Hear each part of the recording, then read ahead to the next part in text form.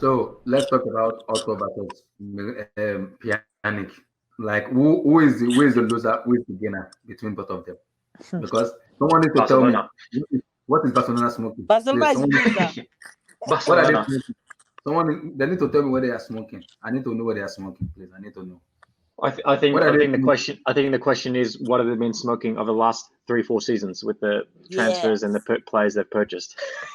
I don't Yes. understand. Is it the board? Is it? I still don't get it at the moment. I don't know what's going on with Barcelona. The entire Barcelona team, I don't know what is going on with them. Pjanic is 30 years, and you are selling an hot top that you bought. You're selling him oh man, I don't understand. I think you guys need to explain to me what's going on with Barcelona. And I need some explanation. Offside, you can go first. Yeah. Outside, you Um. want to go first? Well. The thing, I don't know. I don't know what's wrong with Madrid. Sorry, Barcelona. Just as you said, I mean, this is not an issue that started now. I understand that they've been changing the president, or they've changed a couple of presidents, or they've had a couple of presidents, in the past couple of years. So it's not down to the same president making the same mistake. You understand? But something is fundamentally wrong with the transfers they've Mm. been making, or they've made since Suarez about 4 years ago. About 4 years ago. So something 6. is wrong. The academy doesn't seem to be producing as much anymore. So the club generally, it seems like there has been so much focus on, because of the successes over the years. There's been so much focus on Messi, Messi, Messi, and that generation of Jordi Alba, Gerard Piqué, Sergio Busquets. That generation, they're struggling to break free, and at Mm. the same time promote, um set a new crop of players that can fly the flag at the same time. They've signed players, and not just that they've signed players, they seem to always get the worst end of the stick in terms of the price of players they're signing. Look at the amount of money they signed Griezmann. Griezmann Mm. is and has never been worth anything close to that amount of money, but somehow they managed to splash the cash. They got him. Remember they signed not Semedo, sorry, the guy they signed from Roma. I've forgotten his name. I think he spent just 6 months with them. They've signed all sorts of midfielders, attackers, Mm. but something just doesn't work, and they just don't fit in. You now Mm. ask yourself the question: why don't, I mean, all of them can't be flops, right? Like in the real sense of not being good enough. But something has Mhm. to be wrong with the setup of the side that makes all of them flop.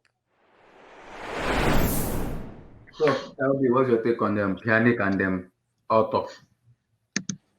I think uh, Juventus are definitely the winners coming out of this deal between the two clubs. In terms of Barcelona going ahead with something like this, I do not understand the reason they're wanting to swap Arthur for Pjanic. If you sort of compare the two players, Pjanic hasn't been in very good form this season, whereas Arthur, with his age and the future prospects in which he sort of brings to the table, that's what Barcelona sort of need. And this deal, it doesn't really sort of surprise me in the sense that if we look at the players of which they've picked up over the last 4 seasons, obviously Griezmann, he's a quality player, but in terms of the amount of money they purchased him for, that's another sort of question. And I think he's certainly underachieved and hasn't even reached half of the potential he could reach at Barcelona. But even transfers outside of Griezmann, for example, Kevin Prince Boateng. I mean, what was the story behind that? I don't understand the Barcelona sort of logic behind purchasing a player like that. And now we're dealing with purchasing Pjanic and swapping Pjanic with Arthur. No, it's nonsense. It's going to put Yeah. them in an even bigger or deeper hole than what they already are in now. Because all this, Messi, and this has been the case since, for the last 4 or 5 seasons now, and they've been exposed in the Champions League many times, last season against Liverpool, the season before against Roma, relying on Messi. This Barcelona culture, this tradition of, tiki-taka, Pep Guardiola, that's long gone now, and it's all focused on Messi, and they sort of remind me of the Argentina football federation, Mm-hmm. and how they're sort of orientated around Messi and want to do everything to suit him. And they, as I said, they're becoming exposed, and it's not going to help when they're purchasing or swapping players and picking up other players who are at the end of their careers, like Pjanic. Yeah. For me, I think I need to question Barcelona's the board entirely, because I don't understand that board. They signed Neymar, they signed Suarez, they signed Boateng, they signed Paulino. If you remember, guys, I don't know if you guys know Paulino of Brazil. They signed. Yeah, Paulinho. Yes. Yeah, what was that? Paulinho. Yeah. How in the world? They signed two men, Antoine Griezmann. A lot of players that they don't even need to be signed. Now they have Brightway. Oh my That's God. what his name is. I can't pronounce it.